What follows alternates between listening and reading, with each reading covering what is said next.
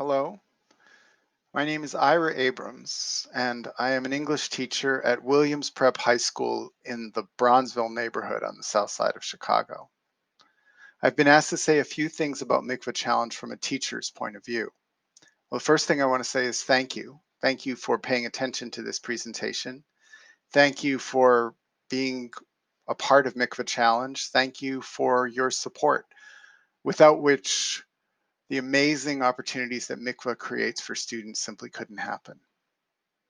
So let me tell you how I got involved with Mikva. About 10 years ago, a colleague of mine was retiring, and she was the Mikva Challenge coordinator for our school.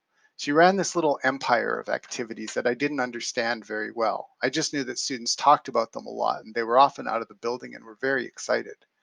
There were speech competitions, there was electoral campaigning, there were pizza parties downtown working on this or that social service learning project. There were students who were on committees talking to the police chief. There was an enormous amount going on. We would hold fairs at our school, a health fair the year before I became the Mikva Challenge coordinator, in which we invited 40 organizations and invited people from the neighborhood in order to connect them to health resources. She looked around our little school and decided that I was going to be the person who succeeded her in coordinating all of these activities. And at first I was excited, and then I realized what was involved and I was terrified. And throughout the year that she mentored me, she kept reassuring me that don't worry, the students will help you through this. They know what they're doing. And that's sort of a Mikva mantra. And it turned out to be true. It was probably a harder job than they bargained for. But 10 years later, I'm still involved with Mikva, and I still rely on students much more than I rely on any of the conventional tools of authority that a teacher might think they have at their disposal. I grew up in a theater family, and one way I understand Mikva is in terms of the metaphor of the fourth wall that I was familiar with from a very early age. Some of you may know this. The fourth wall is that imaginary wall between the actors and the audience. It's at the front of the stage. It's imaginary, but it's maybe the most solid wall of the four walls that surround the stage, because once you cross that line, you don't know what's going to happen. You have a script, you have all your familiar cues when you're on stage and the audience is playing its role sitting in their chairs, but as soon as you try to get them involved, they're not scripted, and their real reactions become a great challenge for an actor who's trying to stay in character, maintain the trajectory of the script, and nevertheless engage real people. Breaking the fourth wall is essentially what Mikva allows students to do. It's not something to be taken lightly. It's not something that's easily done. And it requires the assistance of the staff at Mikva, all the amazing resources that they've put together over the years.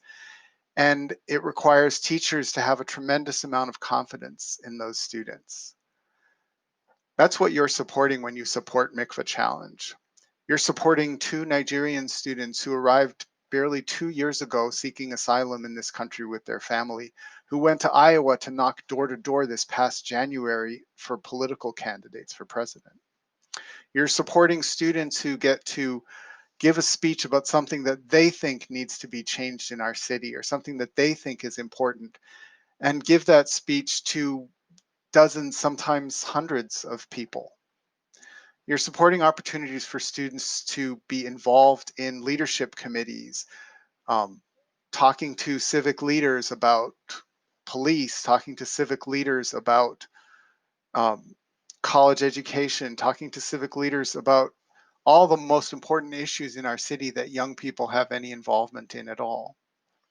You're supporting all of these things because what Mikva Challenge enables us to do is to create an education that is real, to put students on the ground in the midst of unpredictable events, not just in a classroom with worksheets and lesson plans and a teacher who knows exactly the way that things are going and is watching everybody, but it cuts it all loose. And whatever we learned in the classroom now has to be put into action and tested in the real world.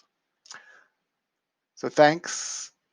And I hope you continue to support Mikva Challenge. And from the bottom of my heart and on behalf of all the amazing teachers in Mikva Challenge, I thank you.